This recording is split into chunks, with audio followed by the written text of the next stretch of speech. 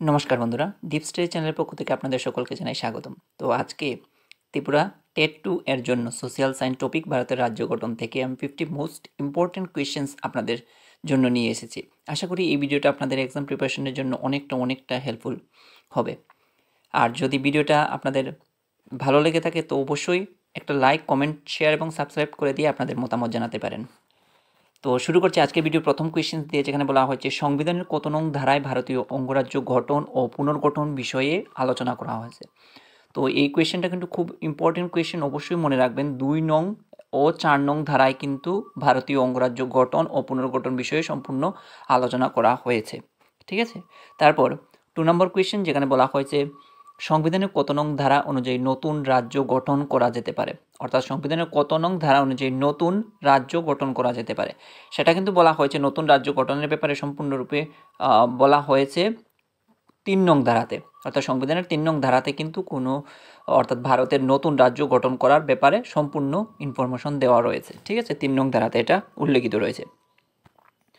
তারপর আমরা 3 নম্বর কোয়েশ্চেন্সের দিকে মুভ করব, যেখানে বলা হচ্ছে জম্মু ও কাশ্মীর রাজ্যের জন্য কত নং ধারা বলবৎ করা হয়েছে। আমরা সবাই জানি জম্মু ও কাশ্মীর রাজ্যের জন্য, যারা জানি না অবশ্যই জেনে নেবেন জম্মু ও কাশ্মীর রাজ্যের জন্য কত নং ধারা বলবৎ করা হয়েছে। তো সেটা কিন্তু বলবৎ করা হচ্ছে 370 নং ধারা। 370 নং ধারায় জম্মু ও কাশ্মীর রাজ্যের যে সম্পূর্ণ বিষয়টা নিয়ে আলোচনা করা হয়, জম্মু ও কাশ্মীর রাজ্যের সীমানা সব কিছু নিয়ে এখানে কিন্তু আলোচনা করা হয়ে থাকে 370 নং ধারা। তারপর 4 নম্বর কোয়েশ্চেনের দিকে মুভ করব, যেখানে বলা হয়েছে কার নেতৃত্বে ধর কমিশন গঠিত হয়। খুব ইম্পর্টেন্ট কোয়েশ্চেন, কার নেতৃত্বে ধর কমিশন গঠিত হয়। তো মনে রাখবেন ধর কমিশন যেটা গঠিত হয়েছিল সেটা কিন্তু এস.কে. ধরের নেতৃত্বে, এস.কে. ধরের নেতৃত্বে কিন্তু ধর কমিশনটা গঠন করা হয়েছিল। তারপর 5 নম্বর কোয়েশ্চেন, এখানে বলা হয়েছে ধর কমিশন গঠনের মূল উদ্দেশ্য কী ছিল, অর্থাৎ কী উদ্দেশ্য সাধনের জন্য ধর কমিশন ভারতীয় সংবিধানে গঠন করা হয়েছিল। তো সেটা কিন্তু ভারতের অঙ্গরাজ্য পুনর্গঠনের নীতি নির্ধারণ, অর্থাৎ ভারতের অঙ্গরাজ্য পুনর্গঠনের নীতি কি হতে পারে বা কী ধরনের রুলস রেগুলেশন থাকতে পারে, সেই উদ্দেশ্যকে সার্থক করে তোলার জন্যই কিন্তু ভারতীয় সংবিধানে ধর কমিশন গঠন করা হয়েছিল। ক্লিয়ার? তো এটা ভালো করে মনে রাখবেন, ভারতের অঙ্গরাজ্য পুনর্গঠনের নীতি নির্ধারণের উদ্দেশ্যে কিন্তু ধর কমিশন ভারতীয় সংবিধানে গঠন করা হয়েছিল। 6 নম্বর কোয়েশ্চেন আমরা দেখব, যেখানে বলা আছে কত সালে এস.কে. ধরের নেতৃত্বে ধর কমিশন গঠিত হয়। আমি প্রত্যেকটা কোয়েশ্চেন দিচ্ছি কারণ আমরা কোথা থেকে টেট এক্সামে কোয়েশ্চেন আসবে আমরা কেউই বলতে পারি না, সেই কারণে আমাদের সেইভাবে প্রিপেয়ার হতে হবে। সেই কারণে কিন্তু আমি প্রত্যেকটা কোয়েশ্চেন আপনাদের সামনে তুলে ধরার চেষ্টা করছি। কত সালে এস.কে. ধরের নেতৃত্বে ধর কমিশন গঠিত হয়? মনে রাখবেন 1948 সালে কিন্তু এস.কে. ধরের নেতৃত্বে কিন্তু ধর কমিশনটা গঠন করা হয়েছিল। তারপর 7 নম্বর কোয়েশ্চেন, যেখানে বলা হচ্ছে জেভিপি কমিটি কাদের নেতৃত্বে গঠিত হয়, অর্থাৎ জেভিপি কমিটি কাদের নেতৃত্বে গঠন করা হয়েছিল। তো জেভিপি অর্থাৎ জওহরলাল নেহরু, বল্লভভাই প্যাটেল এবং পট্টবি সীতারামাইয়ার নেতৃত্বে কিন্তু জেভিপি কমিটি গঠন করা হয়েছিল সংবিধানে। ক্লিয়ার? তো সেটারও কিন্তু আমি এই জায়গাতে আপনাদেরকে বলে দিই, জেভিপি কমিটি গঠন করার নেতৃত্বেও কিন্তু যে কমিটিটা গঠন করা হয়েছিল সেটার পিছনেও কিন্তু উদ্দেশ্য ছিল ভারতীয় যে রাজ্য পুনর্গঠন হবে সেখানে কী ধরনের নীতি থাকবে সেই উদ্দেশ্যে কিন্তু এই কমিটিটাও গঠন করা হয়েছিল। ক্লিয়ার?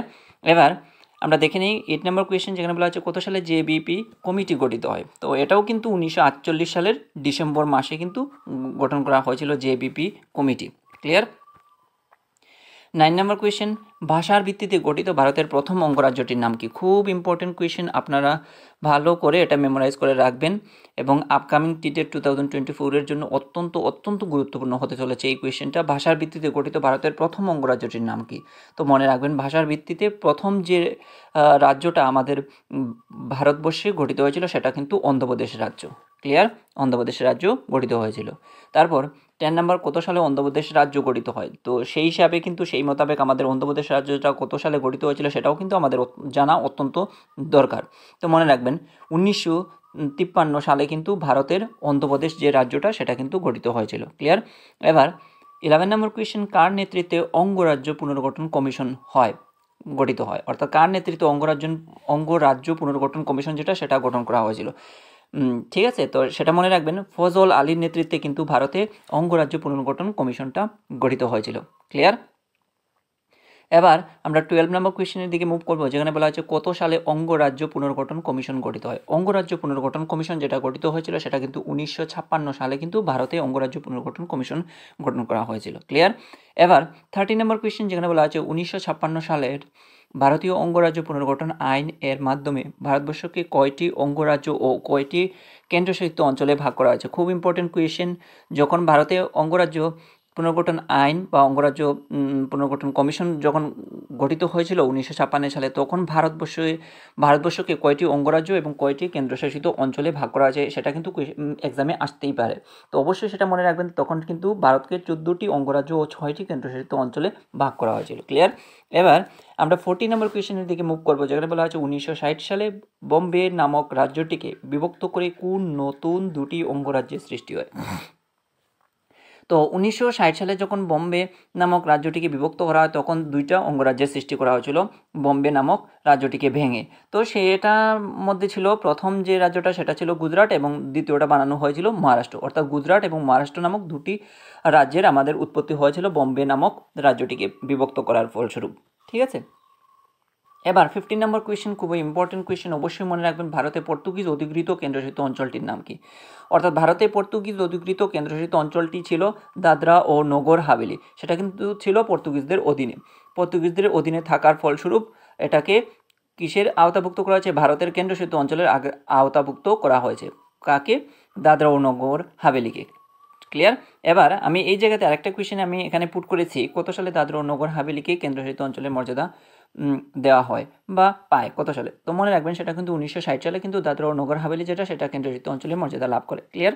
এবার 17 নম্বর কোয়েশ্চেন আমরা দেখে নিই, যেখানে বলা হচ্ছে কত সালে নাগাল্যান্ডকে অঙ্গরাজ্যের মর্যাদা প্রদান করা হয়। খুব ইম্পর্টেন্ট কোয়েশ্চেন, নাগাল্যান্ড কত সালে অঙ্গরাজ্যের মর্যাদা লাভ করে? তো সেটা হয়েছিল 1962 সালে, কিন্তু নাগাল্যান্ড যে রাজ্যটা রয়েছে সেটাকে কিন্তু অঙ্গরাজ্যের মর্যাদা প্রদান করা হয় বা ভারতের সঙ্গে অন্তর্ভুক্তি করা হয়। ক্লিয়ার? এবার 18 নম্বর কোয়েশ্চেনের দিকে মুভ করবো, যেখানে বলা হয়েছে কততম সংবিধান সংশোধনের মাধ্যমে নাগাল্যান্ডকে একটি পৃথক অঙ্গরাজ্যের মর্যাদা প্রদান করা হয়। তো এখানে আসতেই পারে যে কততম সংবিধান সংশোধনের মাধ্যমে নাগাল্যান্ডকে পৃথক অঙ্গরাজ্যের মর্যাদা প্রদান করা হয়েছিল। অবশ্যই সেটা মনে রাখবেন, 13তম সংবিধান সংশোধনের মাধ্যমে কিন্তু নাগাল্যান্ডকে পৃথক একটা অঙ্গরাজ্যের মর্যাদা প্রদান করা হয়েছিল। কততম? 13তম। ক্লিয়ার? এবার আমরা মুভ করবো 19 নম্বর কোয়েশ্চেনের দিকে, যেখানে বলা হচ্ছে কোন কমিশনের রিপোর্টের ভিত্তিতে পাশ হয় পাঞ্জাব পুনর্গঠন আইন। পাঞ্জাব পুনর্গঠন আইন কোন কমিশনের রিপোর্টের ভিত্তিতে তৈরি করা হয়েছিল? তো মনে রাখবেন, সেটা শাহ কমিশনের রিপোর্টের ভিত্তিতে কিন্তু পাঞ্জাব পুনর্গঠন আইন যেটা, সেটা কিন্তু কি হয়েছিল? রিপোর্টের ভিত্তিতে পাশ করা হয়েছিল। ক্লিয়ার? এবার আমরা 20 নম্বর কোয়েশ্চেন দেখবো, যেখানে বলা হচ্ছে কত সালে পাঞ্জাব পুনর্গঠন আইন পাশ হয়। তো মনে রাখবেন, পাঞ্জাব পুনর্গঠন আইন যেটা পাশ হয়েছিল সেটা কিন্তু 1966 সালে পাশ হয়েছিল। ক্লিয়ার? এবার 21 নম্বর কোয়েশ্চেন, যেখানে বলা হচ্ছে 1969 সালে আসামের কিছুটা অঞ্চল নিয়ে তৈরি হওয়া নতুন অঙ্গরাজ্যটির নাম কি? তো 1969 সালে আসামের কিছুটা অঞ্চল নিয়ে একটা রাজ্য তৈরি হয়েছিল। তো সেই রাজ্যটির নাম আমাদের কাছ থেকে জানতে চাই। তো মনে রাখবেন, সেই রাজ্যটির নাম হলো মেঘালয়। মেঘালয় কিন্তু হলো 1969 সালে ভারতের নতুন অঙ্গরাজ্যের হিসাবে নথিভুক্ত হয়, নতুন অঙ্গরাজ্য হিসাবে নথিভুক্ত হয়। ক্লিয়ার? এবার 22 নম্বর কোয়েশ্চেন দেখবো, যেখানে বলা হচ্ছে কততম সংবিধান সংশোধনীর মাধ্যমে আসামের কিছুটা অঞ্চল নিয়ে তৈরি হয় মেঘালয় রাজ্য। তো যখন মেঘালয় রাজ্যকে ভারতের অন্তর্ভুক্ত করা হয়, ভারতের অঙ্গরাজ্য হিসাবে মর্যাদা প্রদান করা হয়, তখন কিন্তু কততম সংশোধন হয়েছিল? 22তম। অর্থাৎ 22তম সংবিধান সংশোধনের মাধ্যমে কিন্তু মেঘালয়কে ভারতের অঙ্গরাজ্য রূপে স্বীকৃতি দেওয়া হয়। ক্লিয়ার? এবার 23 নম্বর কোয়েশ্চেন আমরা দেখব, কত সালে হিমাচল প্রদেশ নতুন অঙ্গরাজ্যের মর্যাদা লাভ করে? তো মনে রাখবেন, হিমাচল প্রদেশ 1971 সালে কিন্তু নতুন অঙ্গরাজ্যের মর্যাদা লাভ করে। ক্লিয়ার? 24 নম্বর কোয়েশ্চেন, যেখানে বলা হচ্ছে 1975 সালে নতুন অঙ্গরাজ্যের মর্যাদা লাভ করা রাজ্যটির নাম কি? তো মনে রাখবেন, 1975 সালে নতুন অঙ্গরাজ্যের মর্যাদা লাভ করা রাজ্যটির নাম হলো সিকিম। খুব ইম্পর্টেন্ট কোয়েশ্চেন, অবশ্যই মনে রাখবেন, সিকিম 1975 সালে নতুন অঙ্গরাজ্যের মর্যাদা লাভ করে। এবার 25 নম্বর কোয়েশ্চেন, যেখানে বলা হচ্ছে কততম সংবিধান সংশোধনীর মাধ্যমে সিকিম ভারতের অঙ্গরাজ্যের স্বীকৃতি লাভ করে? খুব ইম্পর্টেন্ট কোয়েশ্চেন, অবশ্যই সেটা মনে রাখবেন। 36তম সংবিধান সংশোধনের মাধ্যমে কিন্তু সিকিমকে ভারতের অঙ্গরাজ্যের স্বীকৃতি প্রদান করা হয়। এবার 26 নম্বর কোয়েশ্চেনের দিকে আমরা মুভ করবো, যেখানে বলা হচ্ছে 1986 সালে নতুন অঙ্গরাজ্যের মর্যাদা লাভ করা রাজ্যটির নাম কি? তো 1986 সালে যে রাজ্যটি ভারতের অঙ্গরাজ্য রূপে মর্যাদা পায় সেটা হলো মিজোরাম। মিজোরাম রাজ্য কিন্তু 1986 সালে নতুন অঙ্গরাজ্যের মর্যাদা লাভ করেছিল। এবার 27 নম্বর কোয়েশ্চেন, খুব ইম্পর্টেন্ট কোয়েশ্চেন। 1987 সালে দুইটি পৃথক অঙ্গরাজ্যের মর্যাদা লাভ করা রাজ্যের নাম কি? তো 1987 সালে দুইটা রাজ্য ভারতের অঙ্গরাজ্যের মর্যাদা লাভ করেছিল সেটা হলো অরুণাচল প্রদেশ এবং গোয়া। অরুণাচল প্রদেশ এবং গোয়া রাজ্য দুইটি 1927 সালে ভারতীয় অঙ্গরাজ্যের মর্যাদা লাভ করে। ক্লিয়ার? এবার 24 নম্বর কোয়েশ্চেন কি বলেছে দেখে নিই, 28 নম্বর কোয়েশ্চেন, যেখানে বলা হয়েছে 2000 সালে ভারতের কয়টি রাজ্য নতুন অঙ্গরাজ্যের তালিকাভুক্ত হয়? খুব ইম্পর্টেন্ট কোয়েশ্চেন, অবশ্যই মনে রাখবেন। 2000 সালে কিন্তু ভারতে 3টি রাজ্যকে নতুন অঙ্গরাজ্যের তালিকাভুক্ত করা হয়েছিল। সেই 3টা রাজ্য আমরা একবার দেখব। 29 নম্বর কোয়েশ্চেনে সেই 3টা রাজ্যও দেখে নিই। মনে রাখবেন 2000 সালে ভারতের যে 3টি রাজ্য নতুন অঙ্গরাজ্যের তালিকাভুক্ত হয় তাদের নাম কি? তো মনে রাখবেন তাদের তালিকাভুক্ত ছিল ছত্তিশগড়, ঝাড়খণ্ড এবং উত্তরাখণ্ড। ছত্তিশগড়, ঝাড়খণ্ড এবং উত্তরাখণ্ডকে কিন্তু 2000 সালে ভারতের নতুন অঙ্গরাজ্যের তালিকাভুক্ত করা হয়। ক্লিয়ার? এবার আমরা 30 নম্বর কোয়েশ্চেন একবার দেখব। সেখানে বলা হয়েছে কার অনুমতিক্রমে অঙ্গরাজ্যের আয়তন, সীমানা ও নাম পরিবর্তন এবং নতুন অঙ্গরাজ্য গঠন সম্পর্কিত আইন প্রণয়নের প্রস্তাব সংসদে উত্থাপিত হতে পারে? তো এটা কার অনুমতি সাপেক্ষে কিন্তু এই বিষয়গুলো আমরা সংসদে উত্থাপিত করতে পারবো? সেটা কিন্তু রাষ্ট্রপতির অনুমতিক্রমেই কিন্তু আমরা এই বিষয়গুলো নিয়ে সংসদে মত উত্থাপন করতে পারবো বা প্রস্তাব উত্থাপন করতে পারবো। ক্লিয়ার? এবার 31 নম্বর কোয়েশ্চেন, যেখানে বলা হচ্ছে ভারতীয় সংবিধানের কত নং ধারায় ভারতকে বর্ণনা করা হয়েছে অঙ্গরাজ্যগুলির সমষ্টি রূপে? খুব ইম্পর্টেন্ট কোয়েশ্চেন আপকামিং টিটেট পেপার 2 এর জন্য। তো অবশ্যই মনে রাখবেন ভারতীয় সংবিধানের 1 নং ধারায় কিন্তু ভারতকে কি হিসাবে বর্ণনা করা হয়েছে? অঙ্গরাজ্যগুলির সমষ্টি রূপে কিন্তু ভারতকে বর্ণনা করা হয়েছে। ক্লিয়ার? এবার 32 নম্বর কোয়েশ্চেন, যেখানে বলা হয়েছে ভাষাভিত্তিক রাজ্য গঠনের দাবি পুনর্বিবেচনার জন্য কত সালে গঠিত হয় রাজ্য পুনর্গঠন কমিশন? ভাষাভিত্তিক রাজ্য গঠন করার যে দাবি, সেই দাবি পুনর্বিবেচনার জন্য কত সালে গঠিত হয় রাজ্য পুনর্গঠন কমিশন? তো সেটা কিন্তু গঠিত হয়েছিল 1953 সালে। 1953 সালে বিভিন্ন বিষয় নিয়ে চর্চার মাধ্যমে দেখা গিয়েছে যে ভাষাভিত্তিক, অর্থাৎ একটা রাজ্যের ভাষার ভিত্তিতে নতুন একটা রাজ্য গঠন হবে, সেটা কিন্তু কত সালে গঠিত হয়েছিল? সেটা কিন্তু 1953 সালে গঠন করা হয়েছিল। ঠিক আছে? এবার 33 নম্বর কোয়েশ্চেন আমরা দেখব, যেখানে বলা হচ্ছে ভাষাভিত্তিক রাজ্য গঠনের দাবি পুনর্বিবেচনার জন্য কার নেতৃত্বে 1953 সালে গঠিত হয় রাজ্য পুনর্গঠন কমিশন? তো সেটা আমি পূর্বেই আলোচনা করেছিলাম, ফজল আলীর নেতৃত্বে। ফজল আলীর নেতৃত্বে কিন্তু 1953 সালে ভাষাভিত্তিক রাজ্য গঠনের দাবি পুনর্বিবেচনার জন্য 1953 সালে গঠিত হয় রাজ্য পুনর্গঠন কমিশন। ক্লিয়ার? এবার 34 নম্বর কোয়েশ্চেন, যেখানে বলা হচ্ছে কার নেতৃত্বে ভারতে ভাষার ভিত্তিতে রাজ্য পুনর্গঠন বিষয়টি পরীক্ষার জন্য 1948 সালে প্রথম কমিশন গঠিত হয়? তো সেটা কিন্তু সঠিক আনসার যেটা হবে সেটা হবে বিচারপতি SK ধরের নেতৃত্বে। ক্লিয়ার? এবারে 35 নম্বর কোয়েশ্চেন আমরা দেখব, যেখানে বলা হচ্ছে কিসের মাধ্যমে কোনো নতুন রাজ্য সৃষ্টি অথবা নাম ও সীমানার পরিবর্তন ভারতীয় সংসদ করতে পারে? তো কোনো নতুন রাজ্য সৃষ্টি করতে বা কোনো নতুন রাজ্যের নাম কিংবা সীমানার যখন পরিবর্তন করা হবে সেটা সংসদ করতে পারবে। কিসের একটা সংসদ সেটা ঘোষণা করতে পারবে? কিসের মাধ্যমে করতে পারবে? যদি সেটা সংসদের সাধারণ সংখ্যাগরিষ্ঠতার মাধ্যমে, অর্থাৎ সংসদে যদি সেটার বিষয়ে সাধারণ সংখ্যাগরিষ্ঠতা থাকে তবেই কিন্তু সে কি করতে পারবে? একটা রাজ্যের নতুন নাম দিতে পারবে কিংবা সীমানা তার পরিবর্তন করতে পারবে। ক্লিয়ার? 36 নম্বর কোয়েশ্চেন আমরা দেখে নেব, মধ্যপ্রদেশ রাজ্য ভেঙে কোন নতুন রাজ্য গঠিত হয়েছিল? মনে রাখবেন মধ্যপ্রদেশ যে রাজ্যটা, সেই রাজ্যটা ভেঙে ছত্তিশগড় রাজ্যের সৃষ্টি হয়েছিল। এবার 37 নম্বর কোয়েশ্চেনের দিকে মুভ করবো, যেখানে বলা হচ্ছে স্বাধীনোত্তর ভারতে ভাষার ভিত্তিতে অঙ্গরাজ্যগুলি পুনর্গঠিত হয় কত সালে? তো স্বাধীনোত্তর ভারতে ভাষার ভিত্তিতে অঙ্গরাজ্যগুলি পুনর্গঠিত হয় 1956 সালে। ক্লিয়ার? এবার 38 নম্বর কোয়েশ্চেনের দিকে আমরা মুভ করব, যেখানে বলা হয়েছে ভারতের সংবিধান অনুসারে নতুন রাজ্য গঠন করা বা বর্তমান রাজ্যগুলির সীমানা পরিবর্তন করার অধিকারীকে? এই মোতাবেক ওনার কার এমন অধিকার রয়েছে যাতে করে নতুন রাজ্য গঠন করতে পারবে বা বর্তমান রাজ্যগুলির সীমানা পরিবর্তন করতে পারবে? সেটা কিন্তু একমাত্র সংসদের হাতেই এমন কি রয়েছে? অধিকার রয়েছে। তারপর 39 নম্বর কোয়েশ্চেন, যেখানে বলা হচ্ছে ভারতের 28তম অঙ্গরাজ্যটির নাম কি? অনেক সময় এক্সামে চলে আসতে পারে যে ভারতের 28তম অঙ্গরাজ্যটির নাম কি ছিল। তো অবশ্যই মনে রাখবেন সেটা কিন্তু ছিল উত্তরাখণ্ড। তারপর 14 নম্বর কোয়েশ্চেন যেখানে বলা হয়েছে ভারতের কোন রাজ্যকে প্রথম মহীশূর রাজ্য বলা হতো। খুব ইম্পর্টেন্ট কোয়েশ্চেন, ভারতের কোন রাজ্যকে প্রথম মহীশূর রাজ্য বলা হতো, সেটা কিন্তু কর্ণাটক। কর্ণাটক রাজ্যকে আমরা সবাই জানি, কর্ণাটক রাজ্যকে কি বলা হয়, মহীশূর রাজ্য বলা হয়। হিস্ট্রি যখন পড়ি আমরা অবশ্যই পাই এই কোয়েশ্চেনটা, অবশ্যই মনে রাখবেন কর্ণাটক রাজ্যকে কিন্তু মহীশূর রাজ্য বলা হয়। তো এই জায়গাতে আমি আরেকটা কোয়েশ্চেন আমি আপনাদের সামনে তুলে ধরেছি, 41 নম্বর কোয়েশ্চেন যেখানে বলা হচ্ছে কত সালে মহীশূর রাজ্যের নাম পরিবর্তন করে কর্ণাটক রাখা হয়। তো এই যে মহীশূর রাজ্য, সেই রাজ্যের নাম কিন্তু পরিবর্তন করে পরে কি রাখা হয়েছিল, কর্ণাটক রাখা হয়েছিল। সেটা কবে রাখা হয়েছিল আসতে পারে অনেক সময় এক্সামে, তো মনে রাখবেন সেটা কিন্তু 1973 সালে কিন্তু এরকম নাম পরিবর্তন করা হয়েছিল। এবার 42 নম্বর কোয়েশ্চেন, খুব ইম্পর্টেন্ট কোয়েশ্চেন, অবশ্যই সেটা মনে রাখবেন। অপারেশন পুলো শব্দটি কোন রাজ্যের সঙ্গে জড়িত। অপারেশন পুলো যে শব্দটা সেটা কিন্তু হায়দ্রাবাদ রাজ্যের সঙ্গে কিন্তু জড়িয়ে রয়েছে। ক্লিয়ার, মনে রাখবেন সেটা। তারপর 43 নম্বর কোয়েশ্চেন, কত সালে ভারতীয় সেনাবাহিনী হায়দ্রাবাদ রাজ্যের জন্য অপারেশন পুলো অভিযান শুরু করে। খুব ইম্পর্টেন্ট কোয়েশ্চেন, হায়দ্রাবাদ রাজ্যের জন্য অপারেশন পুলো অভিযান শুরু করেছিল ভারতীয় সেনাবাহিনী কবে, সেটা 1948 সালের 13ই সেপ্টেম্বর। 1948 সালের 13ই সেপ্টেম্বর কিন্তু ভারতীয় সেনাবাহিনী হায়দ্রাবাদ রাজ্যের জন্য অপারেশন পুলো অভিযান শুরু করেছিল।